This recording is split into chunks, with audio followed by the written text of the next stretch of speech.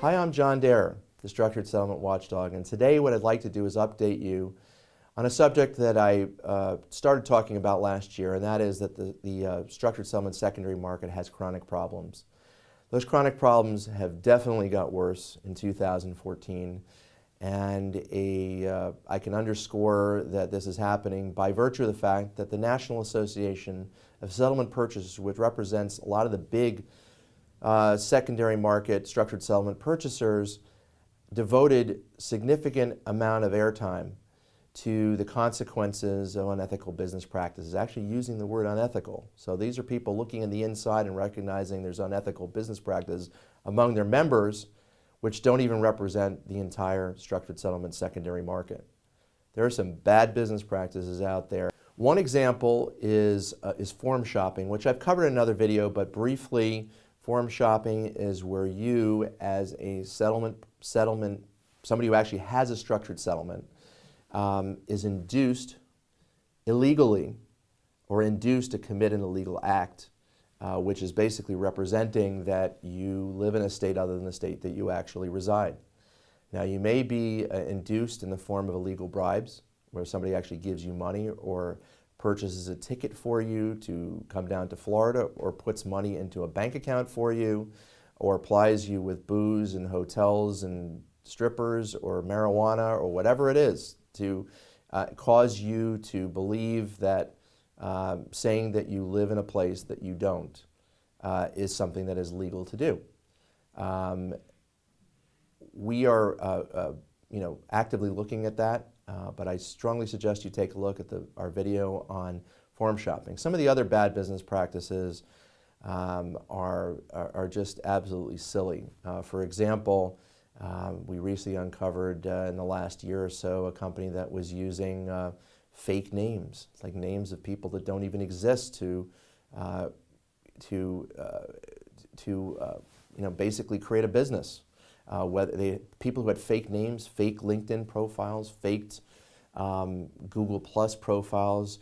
You had fake characters endorsing each other, and these are things that actually were verified under oath. The person admitted under oath in a trial setting that they were responsible for this. I mean, this is just outrageous. The same company, as well as other companies, have used represented people as giving testimonials for that company when they turned out to be fake. One of the companies was Sovereign Funding. We identified 2 videos that were video testimonials, paid testimonials. One was a British woman who had done like 11,900 videos, and she supposedly did business with Sovereign Funding. At a time when Sovereign Funding contended that they were not even in business. There's also another one that was from another paid service. Then you have DRB Capital, who claimed that they actually had somebody named Kristen who was a satisfied customer. We discovered that Kristen was just a stock photo and made light of it in several blog posts. But when you think about it, those are the ones that we caught. What about the ones that we don't catch? And how many other people are using fake identities? Einstein Structured Settlements, which is, these guys are really fairly fringe players in the business, yet they produce a lot of content, much of it typo-ridden. But this company is churning out a lot of garbage, and one of the biggest things they arrived at the scene doing was they created a character named Ryan Einstein, who is a pseudonym for somebody who's a real person, but they represented that Ryan Einstein had a PhD from Yale. And we, of course, checked it out, and that person had no such academic credentials, either the fake Ryan or the real Ryan. So, I mean, this is just nuts that consumers see this stuff and they're expected to believe it. There are many of other bad business practices regarding the use of fake names, but there's also other things that are out there, other gimmicky type things. You have companies out there offering a structured settlement sweepstakes. You have basically to enter the sweepstakes, you have to have a structured settlement, and you have to upload your paperwork to this company. Now, all this is basically a lead generation scheme, so they have your name in a database. But what can happen if you are involved or were involved in a case that has a confidentiality clause? You have to be really careful, because you're not allowed to talk about the terms and conditions of the settlement of your case. That you have to read your confidentiality clause. Turning your documents or uploading them on a computer to a company like Seneca One, which is running this sweepstakes, is not probably something that would be okay with the party that negotiated the confidentiality provision, and probably not be in compliance with that confidentiality provision. I mean, you should check with your lawyer before you do anything like that. But there are these gimmicks out there. There's another gimmick from another company that claimed that that used words like national structured settlement processing, things that sound real but really aren't. If you have any questions about whether something is real or not, please call me, John Darer, at 203-325-8640. It won't take very long to use my resources to determine whether or not this is real or not. But you deserve to know whether it's real. You can't need money that badly that you're going to succumb to some illusory government agency that might or might not exist. But government agencies don't run sweepstakes for people to sell their structured settlements, particularly since the government is the one that gives away these tax benefits. So those are examples of some of the business practices that are out there. Other business practices that you're going to see that where the structured settlement secondary market is in trouble is where you have a lot of court scraping. You have people who literally show up at the courthouse, scrape the court records, find people, try to, some of them may show up at their doors, some of them may contact them through social media or other places, but they're using court data to find people and then basically to hound them and to try to get them to sell their structured settlements. And why are they doing this? Because there's huge, massive profit margins in it for them. There are some people that work on thin margins, but a lot of people are working on large margins, which is the reason why they have time and money to spend on big advertising campaigns, is because there's such a huge profit in it for them. If it wasn't, they wouldn't be spending this money. Do you know that the actual pay-per-click cost for the word structured settlements is in the multiple hundreds of dollars now? Multiple hundreds of dollars for words like structured settlement or structured settlement companies. I mean, it's just outrageous. It's not that I use pay-per-click ads, but you have to think about this. Just for one click, it's in the multiple hundreds of dollars. If you get 3,000 clicks, just think about the mathematics there.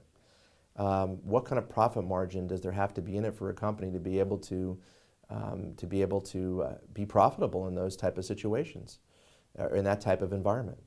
So think very carefully about this court scraping process, and being careful about how your information is used. And sometimes you can't control it because the courts are many of the courts are not doing anything about it because it's freedom of information. So what some people are doing is actually disguising the names as they go into the court, just using initials or something like that. But the factoring companies are pretty wily, and they hire data companies or other people to go out and ferret information out for them. But this is one of the business practices that's going on that's really getting a lot of negative feedback and negative press. And you shouldn't be pressured into doing something that you don't need or don't want. And that's basically what we're trying to highlight here. You also see a lot of poaching going on, and I'm not saying this is necessarily an illegal business practices. It may be something that one company over another is complaining about. A more recent case, RSL funding, Washington Square versus RSL funding, was a case that was actually a success for companies that want to poach, which is basically when one company has given you an offer, and then another company comes in with a better offer at the last minute, you should be able to take the lowest offer. And in this particular case, the company that was gazumped, if you will, sued the company that was the gazumper, and the gazumper won because on the basis that it's better for consumers.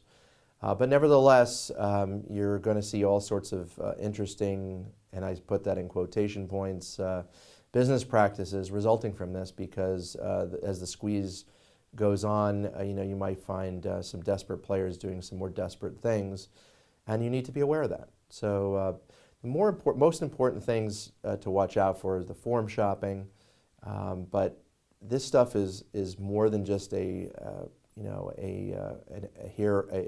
and then occurrence.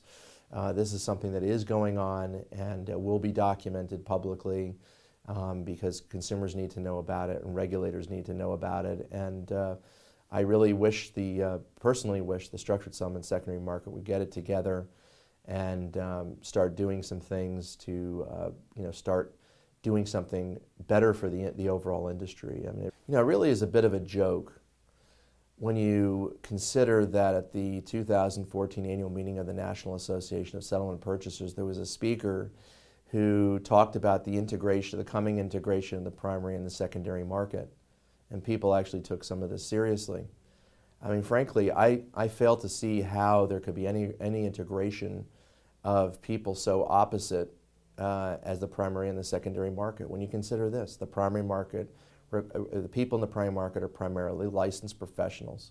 The people in the structured settlement secondary market are not licensed professionals, at least in terms of their particular profession. There may be people who are attorneys who operate and service that particular profession, but they're not necessarily, there's no license for counseling people about selling their structured settlements. And there should be, in my particular opinion. The bad business practice that you see in the secondary market do not exist in the primary market.